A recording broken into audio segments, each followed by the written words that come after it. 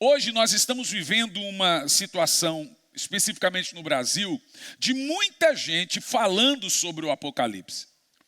E, infelizmente, a maioria desses que estão falando do Apocalipse não tem o conhecimento para tal. Então, normalmente eu ouço coisas como: olha, eu não sou nenhum doutor, eu não sou nenhum teólogo, eu não sou estudioso, mas eu acho. Se tem uma coisa que você não pode falar que acha, é sobre a volta de Jesus.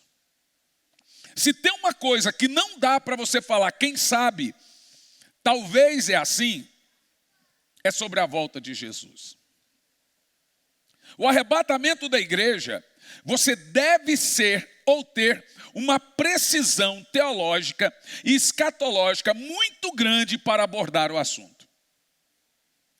Eu cresci lendo e ouvindo sobre o tema. Existem algumas linhas sobre essa situação. Eu sei que, ainda mais 2, 3 semanas que passaram, muitos pastores disseram o seguinte: olha, a igreja vai passar pela tribulação. A igreja vai sofrer a tribulação. Cheguei a ouvir um pastor dizendo: nós todos vamos morrer. Você vai morrer, sua mãe vai morrer, seu pai vai morrer, seu filho vai morrer. Eu falei: que mensagem boa de se ouvir, né? Mas eu gostaria de mostrar para você uma realidade muito sobrenatural sobre o arrebatamento da igreja. Se todo mundo concorda que nós estamos perto do retorno de Cristo, e o retorno de Cristo é depois de 7 anos de tribulação, e nós estamos muito, gente, mas muito próximo do retorno de Cristo. Quão mais perto nós estamos do arrebatamento da igreja, que é 7 anos antes do retorno de Cristo. O arrebatamento da igreja é uma doutrina muito simples. De acordo com o texto aqui lido, o arrebatamento acontece 7 anos antes do mundo entrar numa tribulação terrível. Essa tribulação será caracterizada por um homem chamado homem da destruição, ou o iníquo, ou mais conhecido como o anticristo. E ele inicia o seu governo no início da grande tribulação. Ele vai ter 3 anos e meio de paz e prosperidade, e depois vem repentina destruição. Esse homem, ele é colocado no poder para governar o mundo por um chamado que a Bíblia chama também de falso profeta. E esse falso profeta, imitando João Batista e Jesus, ele induz Israel a aceitar o anticristo. Eu não posso dizer que o que está acontecendo em Jerusalém hoje é um cumprimento bíblico do falso profeta, mas existe hoje em Jerusalém um profeta judeu chamado Ianuca ou Ianucá, e ele está reunindo multidões. Depois você pode pesquisar no YouTube. Ele não é cristão, evidente, ele é um rabino judeu chamado Ianuca, e ele está fazendo milagres em Jerusalém. Os grandes e poderosos rabinos de todas as vertentes judaicas estão beijando a sua mão. Agora, você quer assustar uma coisa pior? Estão chamando ele de Elias. É assustador. Não vou dizer que esse tal do Ianuca é o chamado falso profeta que indica e que induz o povo a ser e viver e a crer no anticristo, mas será algo bem parecido. Se for ele, todos sabemos. Se não for, nós estamos dizendo que é algo bem parecido a essa situação. O falso profeta faz muitos milagres, ele tem uma credibilidade muito grande entre os judeus, e ele indica o povo de Israel a aceitar o anticristo como sendo o Messias deles. Deixe-me te falar alguma coisa sobre isso, para entendermos que os cenários que nós vivemos hoje são cenários bem parecidos parecidos com cenários proféticos. Se não forem cenários proféticos, eu estou dizendo a você, são idênticos. Dá para nós olharmos para o que está acontecendo hoje no mundo em termos proféticos e olhar para o termo profético. Vamos lá ver algumas similaridades. Primeiro, as nações que estão guerreando contra Israel, as nações que estão lutando contra Israel e as que estão ameaçando Israel são nações do norte. Então, tem nações do lado de cá do Eufrates e tem nações do lado de lá do Eufrates. As nações do lado de cá do Eufrates é o Líbano, Palestina não é a nação, mas são inimigos. O Egito. Do lado de lá do Eufrates, você tem Irã, que é a Pérsia. Você tem Iraque, que é a Babilônia. Você tem a Rússia, que é Rosh, mencionado em Ezequiel. Você tem a Turquia, que é Tubal, Tobosk, mencionado também em Ezequiel. Veja que eu estou citando esses nomes e os nomes deles regionais na Bíblia. Até 1968, o Irã se chamava Pérsia. Então, todas essas nações aqui, chamadas nações do norte, devem passar pelo Eufrates e ir contra Israel. Então, veja, se essa guerra terminar daqui 2, 3 anos, terminou. Mas a situação que nós vivemos hoje no mundo é uma situação que caracteriza as situações proféticas, que são situações proféticas. As nações do norte, os inimigos do norte se voltando contra Israel, que a Bíblia chama de Gog e Magog. Gog é um príncipe, Magog uma região. Ou seja, toda a nação que vier do norte de Israel será um Gog. Toda a terra ao norte de Israel, de acordo com a Bíblia, é um Magog. A Bíblia colocou esse nome justamente para facilitar o entendimento de quem são os inimigos de Israel. Gog e Magog. Então veja, todo aquele povo ao norte é Magog. Quem liderar esse povo é Gog. Então, a Bíblia fala de 2 Gog e Magog, ou seja, por 2 vezes as nações do norte marcharão contra Israel e um Armagedon. O que nós temos? Você percebe que o cenário no mundo hoje está montado para o anticristo. Se o anticristo, por que ele vai aparecer? Ele vai aparecer trazendo paz. E por que ele vai trazer paz? Porque, veja, a Europa já está numa miséria terrível, gente. A Rússia está matando eles. Agora que está começando o inverno, eles não têm gás. Voltaram a derrubar as suas florestas para fazer lenha, para ter aquecimento. E agora todas as florestas estão no chão. Eles não têm gás, não têm alimento próprio. Isso, muitos grãos e muitas frutas vinham da Turquia, que em terra era, junto com a Rússia, a maior nação e investidora nisso para a Europa. A Europa não sabe mais o que faz. Já começaram a marcar casas de judeus na Alemanha, na Inglaterra, na França, vocês estão acompanhando. Nós estamos diante de um novo ataque neonazista contra Israel. Judeus já estão sendo espancados. A líder das sinagoga nos Estados Unidos foi assassinada à facada. Essa semana um grupo de 5.000 pessoas entraram dentro do aeroporto de Moscou, porque surgiu um boato que havia um avião só de judeu. O que o povo fez? Entraram no avião pensando que tinha judeus para matá-los, espancá-los. É evidente que nós devemos... eu fiquei em silêncio diante dessas 3 semanas. Só vai falar alguma coisa? Eu falei, calma, é precoce falar alguma coisa. Vamos ver o que está acontecendo. É evidente que quando você olha para o cenário profético, o que você deve perceber e olhar e prestar atenção nesse cenário profético é que precisará de um homem vir e acabar com a guerra, acabar com a miséria, acabar com a crise econômica, política, social. Esse cenário para o anticristo já vem montado desde a pandemia. Eles prepararam todo o cenário do mundo para o anticristo. Então escute o que eu vou te dizer. A qualquer momento o anticristo vai dar as caras. Escute bem, o anticristo já existe. Ele já é um homem influente, muito rico, já tem idade para governar. A qualquer hora vão indicar esse homem.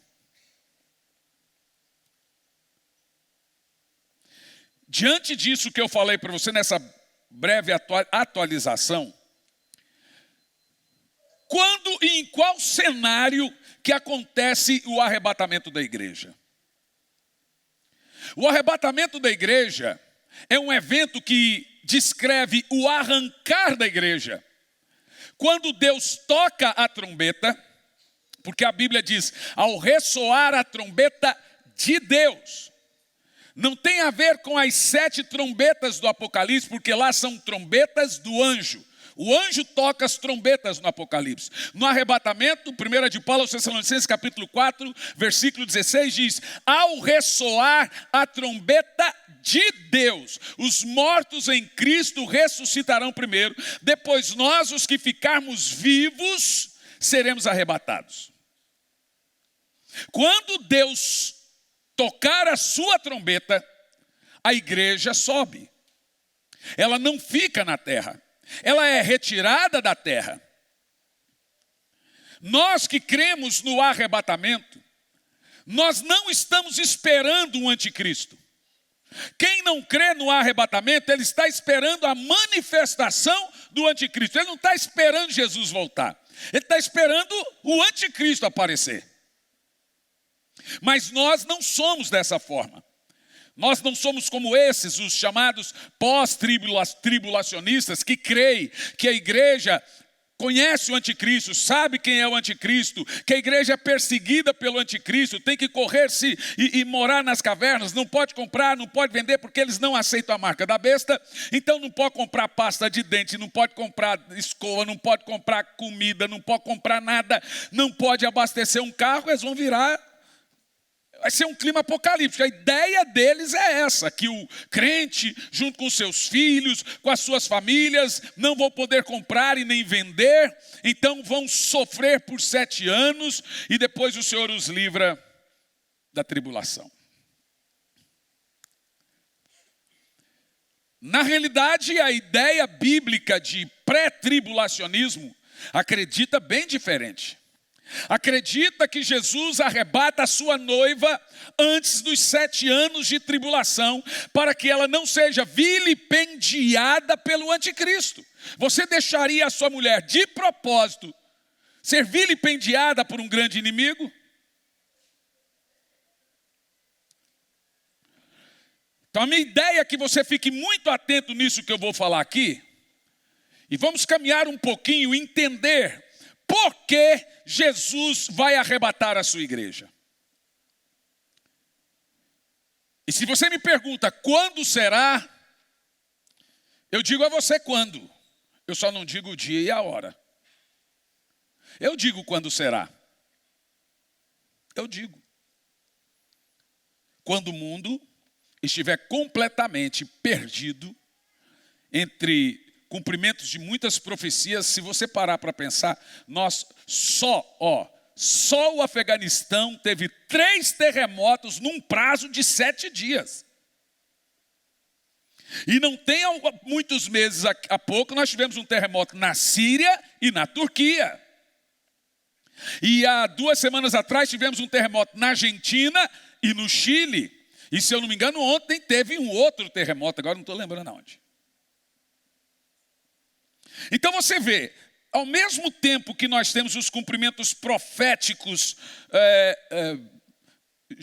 geológicos, como terremotos, enchentes, maremotos, pestes, nós temos também os cumprimentos teológicos dentro da geopolítica.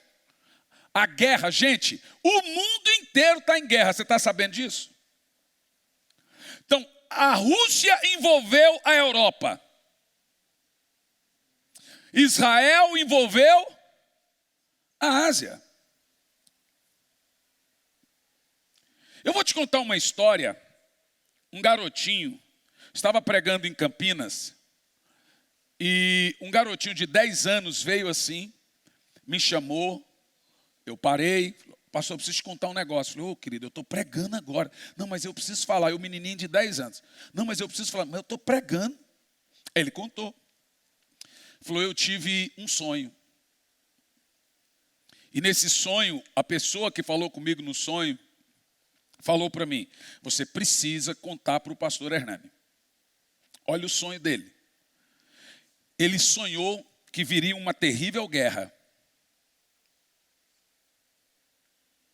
E essa guerra viria no final de 2023 para início de 24. Gente, não tinha, isso aí já tem uns 4 meses, tá?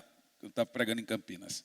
Ele falou, em final, eu até entendi na altura que seria uma extensão da guerra da Rússia. Falei, deve que vai piorar, né?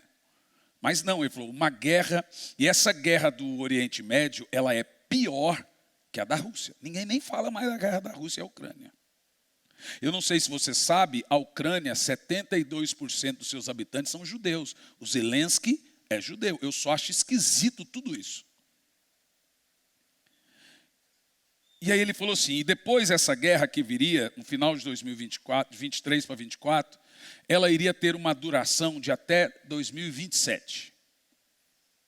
Ela ia dar uma pausa em 2027. E em 2027 ia vir um avivamento global de salvação e poder de Deus.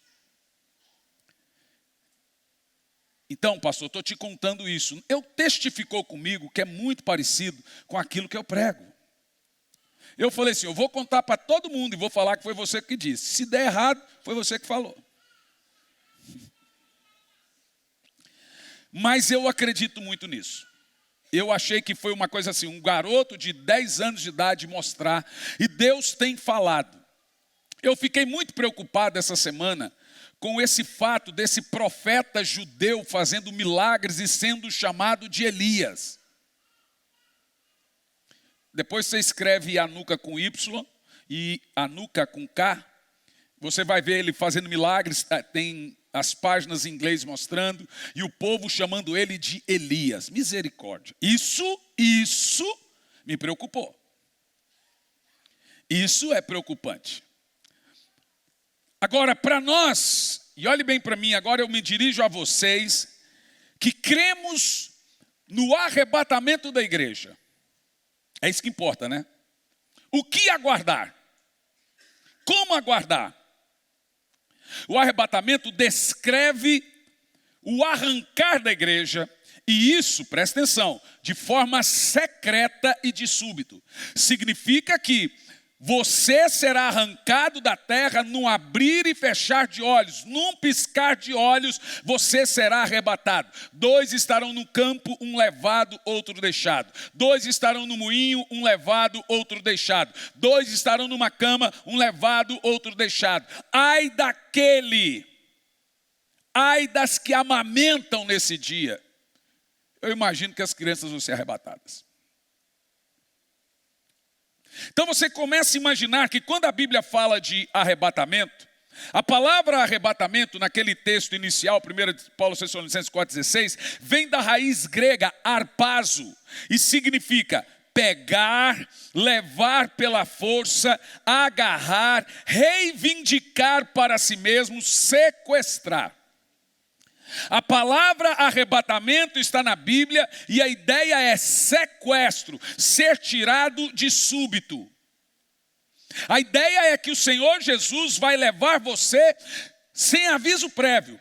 Você vai estar lavando louça, vai estar fazendo a grama, ou dirigindo, ou pilotando um avião, você será tirado. Antigamente se cantava uma música muito bonita, né? Não sei se vocês sabem. Muito em breve vai sair uma notícia de um povo que desapareceu. Era um povo muito humilde, que aqui muito sofreu. Aquele povo era o povo de Deus. Olha, para o pessoal que reclama da gente aqui no clube. Ó. Onde está aquele povo barulhento? Onde está que não se vê nenhum irmão? Alguém com voz de lamento vai dizer nesse momento: a Graça Church foi embora pra Sião. Ah, meus irmãos, deixa eu te dizer uma coisa. Eu acredito fielmente que nós estamos há algumas décadas, ou até menos que isso, do arrebatamento da igreja. Agora, eu tenho pregado, você vê, eu tenho pregado tanto sobre avivamento por causa do meu desespero, porque eu quero ganhar o máximo de pessoas até chegar esse dia. Por isso, estão profetizando por aí uma colheita na próxima década de mais de 2 bilhões de almas para Jesus no mundo todo. É isso, ó. Estão falando de mais de 2 bilhões de almas salvas no mundo todo na próxima década. Aleluia! Quem aqui quer subir com Cristo? Quem vai ficar feliz quando Ele voltar? Eu não. Eu vou subir feliz.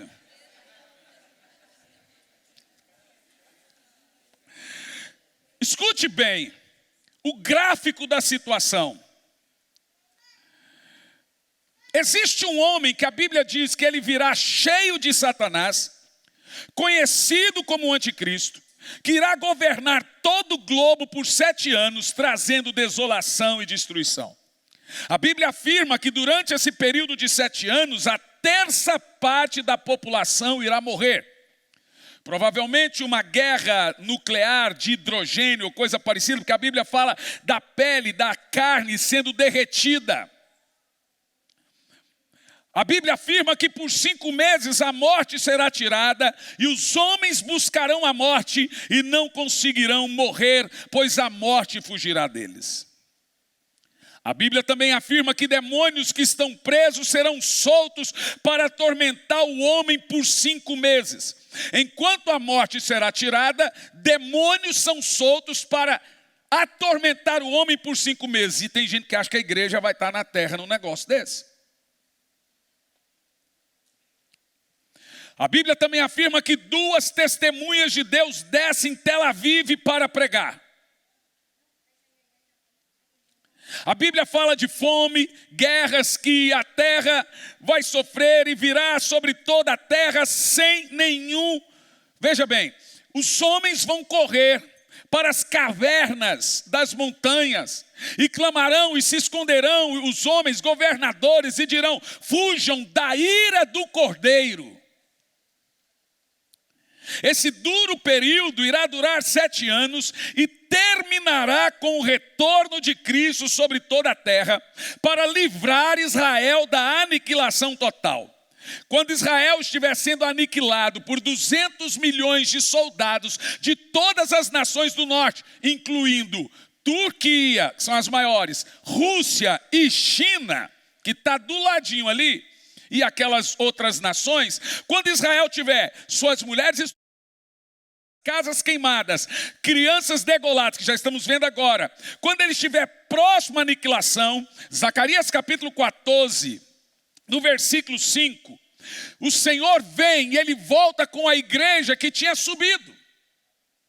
E nós retornamos com o Senhor para livrar Israel da ruína. Fugireis pelo vale entre os montes, porque esse vale se estenderá até Azel. Fugireis do mesmo modo como fugistes diante do terremoto nos dias de Uzias, rei de Judá. Olha o que acontece, eu quero vibração. Então virá o Senhor meu Deus com todos os santos com ele. Esses santos aqui é a igreja. A igreja subiu, a igreja agora desce para essa batalha para livrar Israel da aniquilação.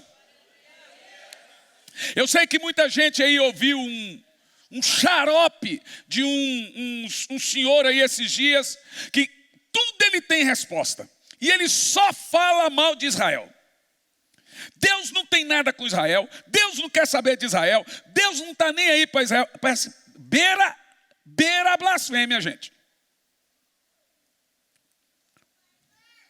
Beira a blasfêmia. Na realidade, Deus, hoje no mundo, você precisa entender isso, ó, existem 3 povos. Presta atenção. Israel é um povo para Deus. Igreja é outro povo para Deus. E o mundo é outro povo para Deus. Então Deus trabalha com 3 povos hoje. Deus trabalha com Israel, Deus trabalha com a igreja e Deus trabalha com o mundo. De acordo com Romanos, no capítulo 25, versículo 11, você vai ver esse texto que Israel está hoje fora dos planos de Deus. Por enquanto. Mas o evangelho volta para Israel. O tempo nosso, que somos gentios, acaba. Porque Israel continua duro. Romanos 11, 25.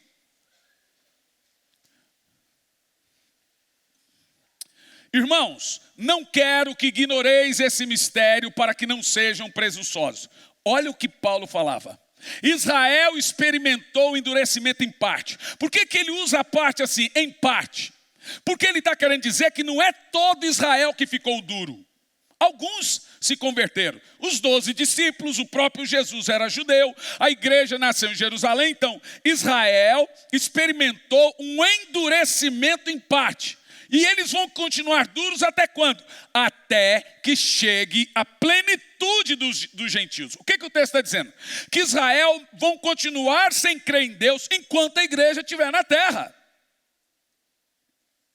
Ele está dizendo o seguinte: até terminar o tempo dos gentios, Israel vai continuar endurecido. Funciona o seguinte: a igreja é arrancada, o evangelho volta para eles. Volta através de quem? 144 mil judeus, 12 mil de cada tribo, vão se converter pela pregação das 2 testemunhas. E aí, com a conversão de 144 mil judeus, 12 mil de cada tribo e as 2 testemunhas, o evangelho começa e volta a ser pregado dentro de Israel. E onde é que nós estaremos nessa hora? Onde é que você estará? Aonde? Fazendo o quê? Gente, vocês precisam saber disso. Você não gostaria de saber o seu destino? Nós estaremos no céu, nas bodas do Cordeiro, recebendo nossos galardões. Vamos ver alguns textos aqui para você entender o que eu estou te dizendo. A partir de Apocalipse, capítulo 19. Apocalipse 19. Presta atenção. Apocalipse 19, versículo 1. Foque bem nesse texto. Você tem que se lembrar, aqui ó. Havendo passado esses acontecimentos, ouvi no céu. Aonde? Então tem uns aí também dizendo que ninguém vai para o céu. Irmão, é o seguinte. Se você quer passar pela tribulação, é fácil. Difícil é ir para o céu. Se você não quer ir para o céu, também é muito fácil. Não precisa brigar. Teve uns que fizeram uma mesa redonda esses dias e escreveram e falaram assim, ó, mentiram para você sobre o arrebatamento. Eu me pergunto, antigamente, hoje, já tem gente que decidiu que ele vai pregar e ele prega. É pecado ou não é pecado? O cara sobe no púlpito para provar para o povo o que não é pecado. O que ele ganha com isso?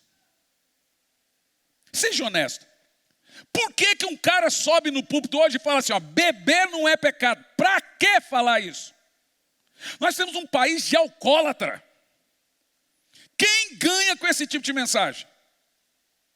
O cara fala assim, ó, masturbação não é pecado. E prega, para quê, gente? Tem gente fazendo o trabalho do diabo.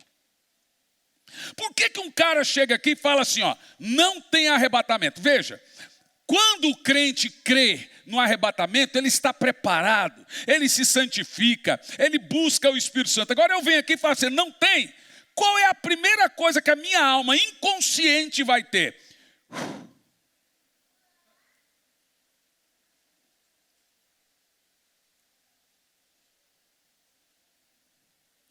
Presta atenção. Ouvi no céu uma voz grave que anunciava, aleluia, e salvação, e glória, e o poder pertence ao nosso Deus. Continua. Porque verdadeiro e justo são seus juízos, e ele condenou a grande prostituta que corrompia a terra com sua sedução, e das mãos dela vingou o sangue dos servos. No verso 1, presta atenção, nós temos a ideia do céu se abrindo e a igreja entrando. Está dizendo, essa igreja que cantou aleluia e reino, salvação, anjo não canta salvação, nunca foi. Se tem alguém que pode cantar salvação, é você. Somos nós. Então olha a ideia, Apocalipse 9, verso 1, o céu abre e a igreja entra cantando. Amém? Agora, olha o versículo 11 em diante. O versículo 11 em diante, preste muita atenção nisso. Então olhei e vi os céus abertos. De novo o céu abriu. Verso 1, o céu abriu, a igreja entrou. No verso 11, o céu abriu. Para quê? Vamos ver para quê. Então olhei e vi os céus abertos, e diante de mim um cavalo branco, cujo cavaleiro se chama Fiel e Verdadeiro. Ele é responsável por julgar e guerrear com justiça. O cavalo é branco, mas Jesus não está de branco não. Seus olhos são como chamas de fogo, em sua cabeça há muitas coroas, e o nome escrito que somente ele conhece. Ele está no cavalo branco. Ele está vestido com um manto salpicado de sangue. Então Jesus vai vir vestido de vermelho. E o seu nome é Palavra de Deus. Continua. Os exércitos do céu os seguiam. Presta atenção. No versículo 1, o céu abre e a gente entra. No versículo 11, o céu abre para uma multidão descer com Jesus. E quem é esse exército? Vamos ver. Os exércitos do céu seguiam, vestidos de linho fino, alvo puro e resplandecente. Continua, montados no cavalo branco.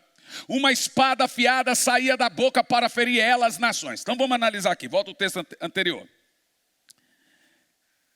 Essa igreja, dito aqui no versículo 11, que desceu do céu, ela está vestida de linho fino. Esse é o exército. Como que eu posso provar que esse exército do céu é você? Se a Bíblia não diz que é você, ela fala que é um exército. Nos versos 6, 7 e 8 desse capítulo. Vamos ver. Você precisa se lembrar que o exército que desce do céu está vestido de linho fino. Linho fino. Então vamos ver. Então ouvi algo semelhante ao som de uma grande multidão, com estrondo de muitas águas e poderosos trovões, que bradava: aleluia, porque o Senhor nosso Deus reina. Continua, 7. Alegremos-nos, exultemos e damos glória, porque chegou as bodas do Cordeiro. Opa, quem está no céu ali? Quem está no céu ali? A igreja fazendo o quê? No casamento, as bodas do Cordeiro. Está comigo aí ou não? Olha o que essa igreja recebe. E a sua noiva está preparada. Aqui está dizendo o seguinte, que no verso 1 a igreja subiu. No verso 6, a igreja agora vai receber as suas vestes nupciais. Tudo isso é um simbolismo. E o que simboliza essa veste? Primeira veste que a igreja recebe, verso 8, está lá, ó. Para vestir-lhe, foi-lhe providenciado, linho fino. Por quê?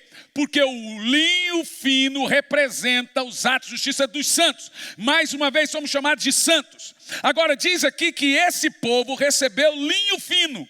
Volta o versículo 11. Porque esse exército que desce está com a roupa que ganhou no verso 8. Quer ver? Vamos ver. Ó. Leia. Então olhei e vi o céu aberto diante de mim com um cavalo branco, cujo cavaleiro se chama Fiel e Verdadeiro. Ele é responsável para julgar e guerrear com justiça. Seus olhos são como chamas de fogo, sua cabeça muitas coroas, nome escrito que ninguém conhece, só ele.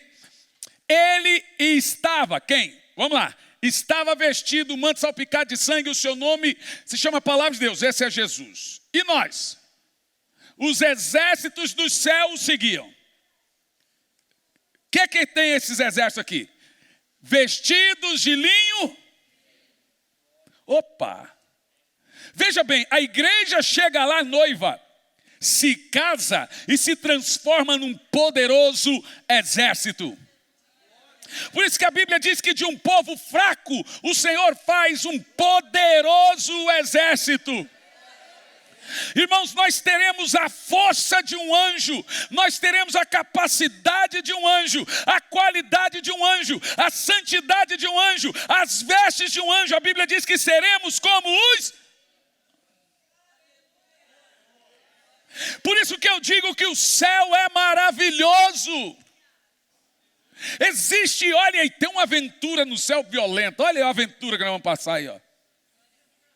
Como é que o céu pode ser monótono se nós vamos viver dando bicuda nos capeta? Então eu estou aqui no céu e falo, vou dar uma ida ali em Júpiter. Gente, presta atenção. É maravilhoso ser cristão, é maravilhoso ser igreja. Tem gente que não percebeu que até essa frieza espiritual de muita gente, que já tem anos, desde a pandemia que não vai na igreja, acostumou com o culto online, até isso é cumprimento profético. A Bíblia diz que nos últimos dias as pessoas teriam coceira no ouvido, não aceitando a mensagem de correção, não aceitando a mensagem de exortamento, não aceitando ser corrigidos. Ninguém vai subir ao céu quase crente. O arrebatamento é uma realidade santificatória. O arrebatamento é uma realidade que enche você do Espírito Santo. O arrebatamento é uma realidade que leva você aos pés da cruz para orar. O arrebatamento é chamado na Bíblia de a santa, a devota, a maravilhosa esperança.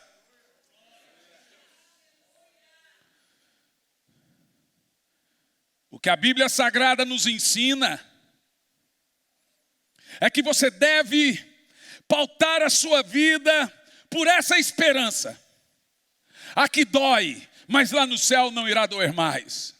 Aqui sofremos, mas lá não terá mais dor. Aqui tem depressão, mas lá não terá mais. Aqui terá carne, lá não terá mais carne. Aqui haverá dor, haverá lágrimas, mas lá não haverá mais noite, não haverá mais lágrima, não haverá mais angústia, não haverá mais males. O céu é um lugar de paz, de alegria. Bendita a esperança, bendita a esperança, bendita a esperança. Quem aqui eu vou conseguir levar para o céu comigo?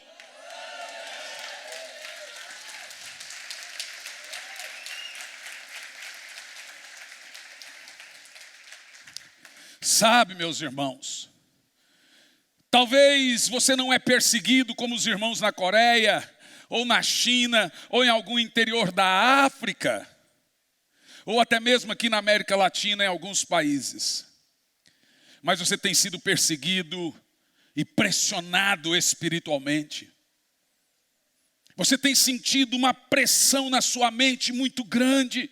Então às vezes você amanhece com aquela angústia e que você não sabe de onde vem, aquela batalha que você começa a ter na sua mente, que você não sabe de onde vem. É esse sentido que Paulo diz, pressionados, mas não destruídos. Você acha que essa pressão vem de onde? Um dia você está bem, no outro dia vem aquele aperto no peito, parece que o coração está desse tamanho. É essa pressão que o diabo exerce aos santos do Senhor, mas aquele que perseverar até o fim será salvo. Vai chegar a hora que isso não vai mais fazer diferença. Eu estou aqui falando com gente que vai entrar no céu, com gente que vai ver o Senhor. Está chegando o dia de subir, está chegando o dia de sumir, está chegando o dia de cantar diante do Cordeiro, ao que está sentado no trono. Seja a honra, seja a glória, seja o louvor para todo sempre. Aquele que é digno, aquele que é, aquele que era e aquele que há de vir, Jesus Cristo o Senhor. Mas dê um brado a Ele, glorifique a Ele, santo é o Senhor. Pense, nós vamos cantar diante dEle todas as nossas canções. Talvez algumas Ele vai dizer, essa eu não quero ouvir. Mas eu acredito que quase todas as canções serão cantadas. Imagina você diante do Cordeiro cantando Yeshua. Talvez não Yeshua, porque ele tem um outro nome lá no céu que só ele conhece, ninguém conhece. Esse é o nome dele terreno. Então a Bíblia diz que estaria escrito na sua coxa o seu nome que ninguém conhece. Oh meu Deus, como deve ser esse nome? Por enquanto nós temos o nome de Jesus. De acordo com Filipenses 2:6, ele não usurpou em ser igual a Deus, mas assumiu a forma de servo e se esvaziou, e tendo feito em forma de homem, a si mesmo se humilhou. Por isso Deus lhe deu um nome que está acima de todo nome, para que ao nome de Jesus se dobre todos os joelhos dos que estão no céu, na terra e embaixo da terra, e toda língua confesse que Jesus Cristo é o Senhor, para a glória de Deus. Está chegando a hora de nós olharmos para Ele e dizermos tudo que está entalado aqui, a esse Jesus que nunca vimos, mas o adoramos, e agora vamos vê-lo face a face.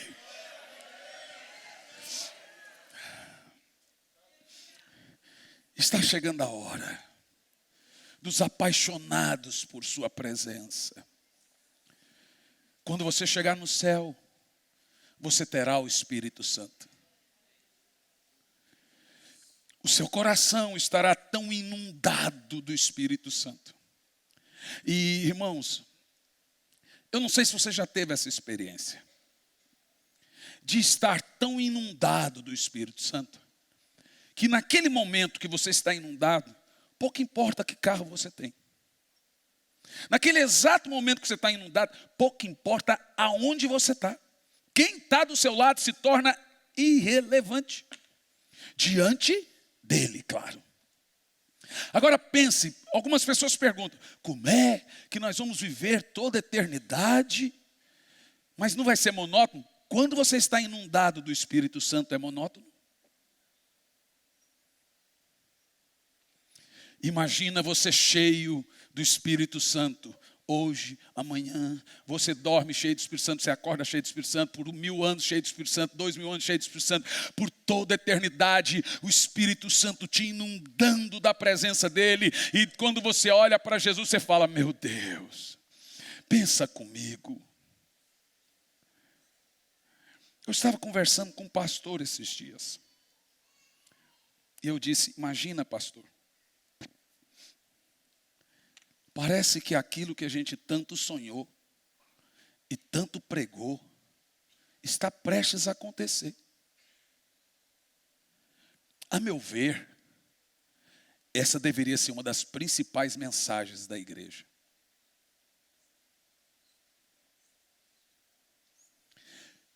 Preparar os santos para o dia de Cristo. Preparar os salvos para o dia de Cristo. Pregarmos avivamento até doer a língua. Porque o avivamento é justamente isso que eu estou pregando. Inundar o coração das pessoas do Espírito Santo.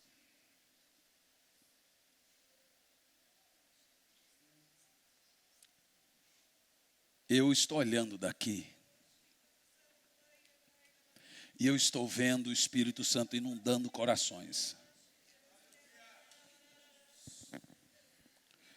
Eu estou vendo o Espírito Santo inundando corações. E sabe o que você está sentindo agora?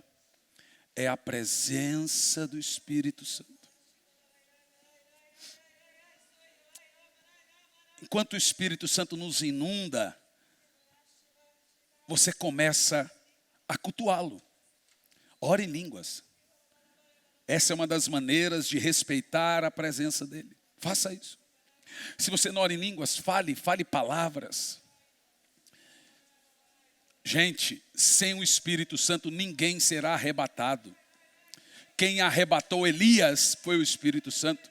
Quem arrebatou Enoque foi o Espírito Santo. Quem arrebatou João na ilha de Patmos no dia do Senhor foi o Espírito Santo. Ele disse, foi arrebatado em espírito. Quem levou Jesus do Monte das Oliveiras foi o Espírito Santo.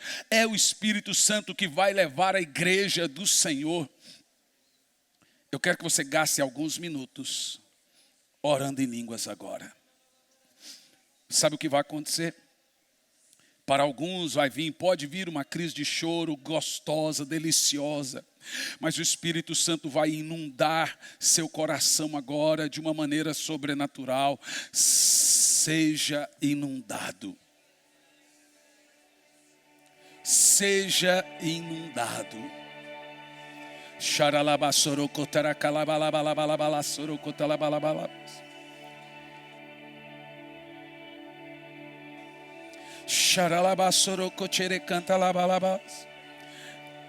Sabe, o Espírito Santo tem preparado algo muito grande para você aqui.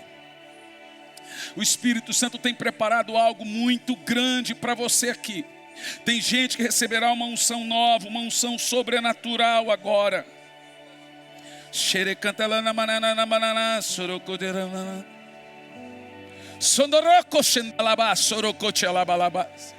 Vamos lá, Graça Church. Vamos lá, Graça Church. Xendelequeira labassorocote alabas.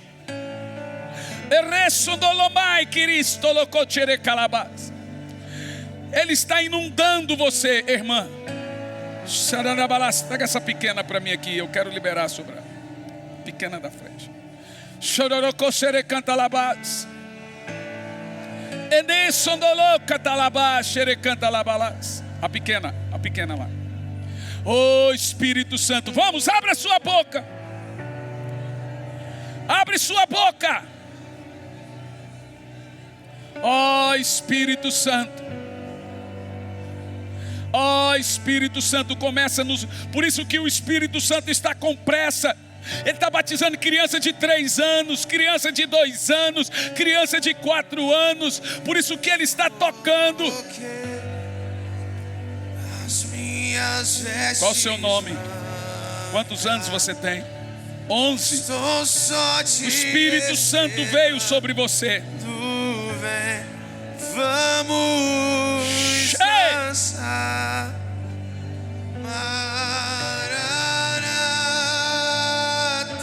O fogo de Deus está sobre ela.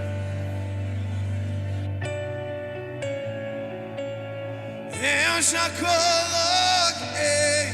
Batiza, Espírito Santo. Batiza, Espírito Santo. Estou só te Começa a transbordar agora. A transbordar agora. A transbordar agora. Seja transbordado agora.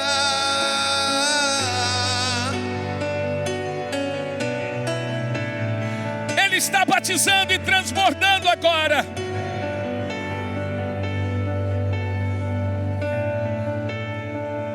Fique em pé, levanta as mãos. É hora de busca. Eu já coloquei as minhas vestes brancas. Estou só te esperando. Quantos anos ele tem? 10 aninhos.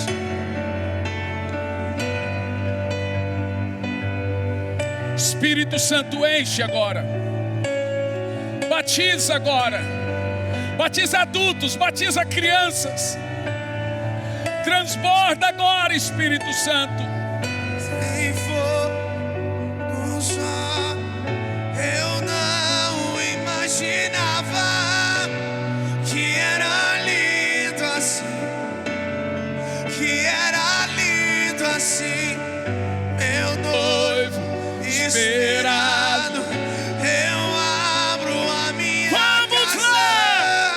Pode morar aqui. Pode morar aqui.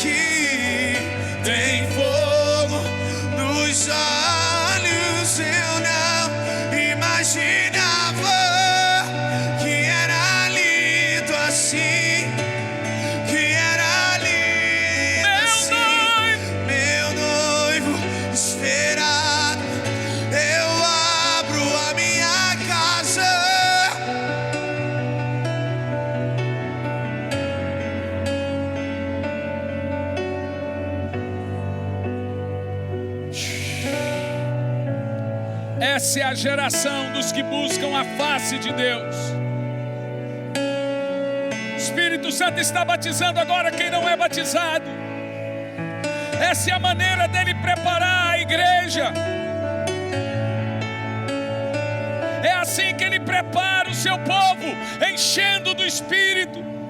Meu Deus, oh meu amor. Quantos aninhos ela tem? 7, 6 aninhos. Enche, Espírito Santo. Enche, transborda. Queima agora. O fogo de Deus está sobre essa pequena de 6 anos. Gaste-se agora com o Espírito Santo. Vamos lá.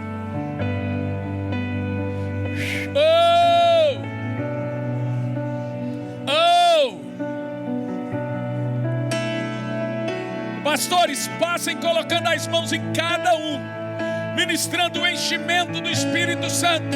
Vamos lá. Se virem alguma criança, tragam aqui para mim. Passem ministrando o Espírito Santo sobre cada um. Dons do Espírito. Oh Espírito Santo, como eu te amo, Espírito Santo. Como eu te amo, Espírito Santo. Como eu te amo, Espírito Santo.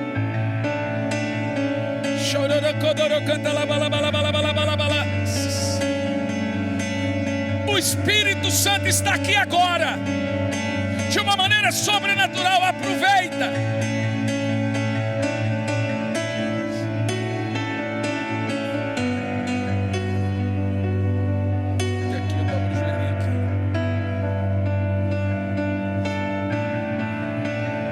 Ora em línguas, ora alto. Deixa o Espírito Santo te encher agora. Te encher agora. Te encher agora.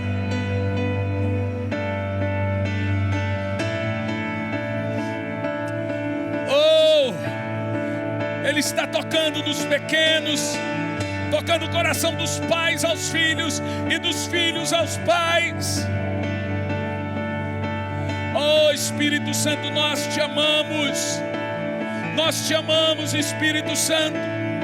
Nós amamos a tua presença, Espírito Santo. Que delícia a presença do Espírito Santo.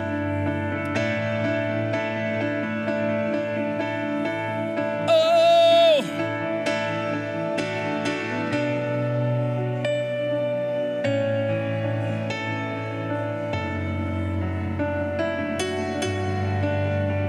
Tem gente sendo tocada em casa agora. Oh meu Deus, que coisa sobrenatural.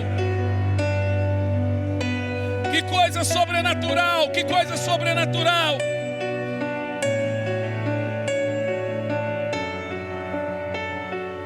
Ore em línguas, crianças.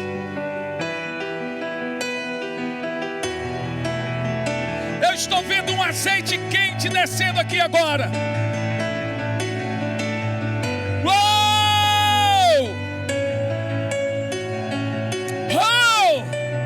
Te amamos, Espírito Santo. Te amamos, Espírito Santo. Precioso Espírito Santo. Como tu és lindo, Espírito Santo. Como tu és lindo, Espírito Santo.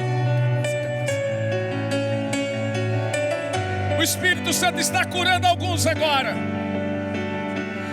Vai mais fundo aí, dê lugar a Ele, vai mais fundo. Vai mais fundo, Graça Church. Oh, recanta lá, balabalabalas. Oh, Espírito Santo, como nós amamos a Tua presença. Como nós amamos quando o Senhor está presente. Amamos quando o Senhor está agindo no nosso meio. Quando o Senhor visita nossas crianças. Ó Espírito Santo. Ó Espírito Santo. Ó precioso Espírito Santo.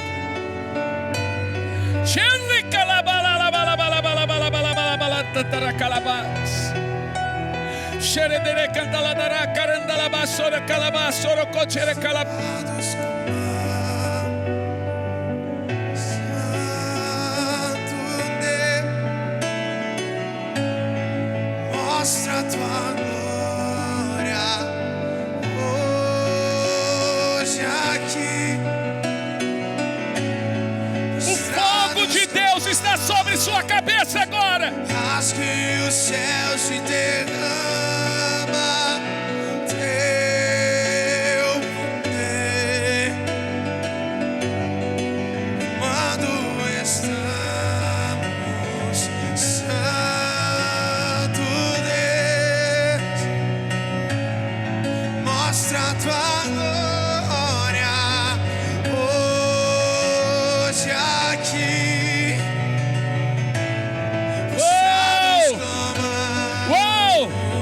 O Espírito Santo está aqui. Derrama teu poder.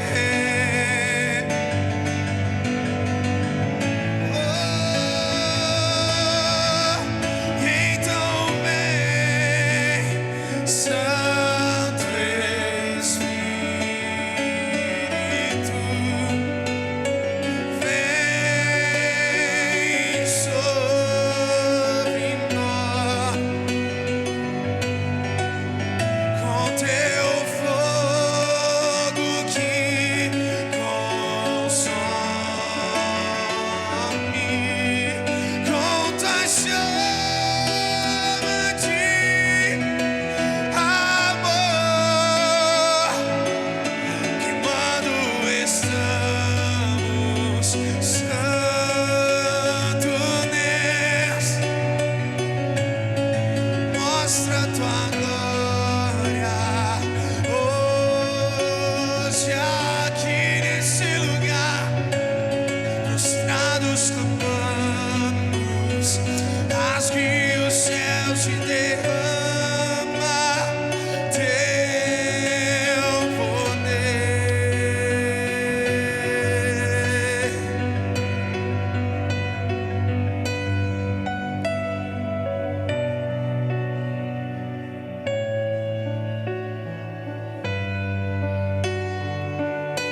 Levanta a sua mão bem alto. Por alguns minutos, delicie-se da presença do Espírito Santo. Esse é o Espírito que fará você subir com Cristo.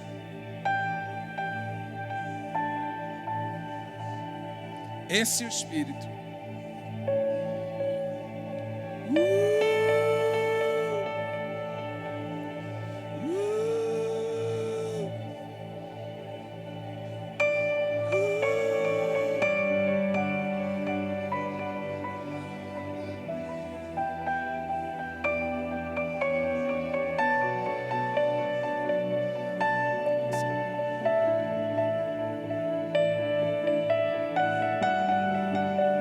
Oh, querido Espírito Santo,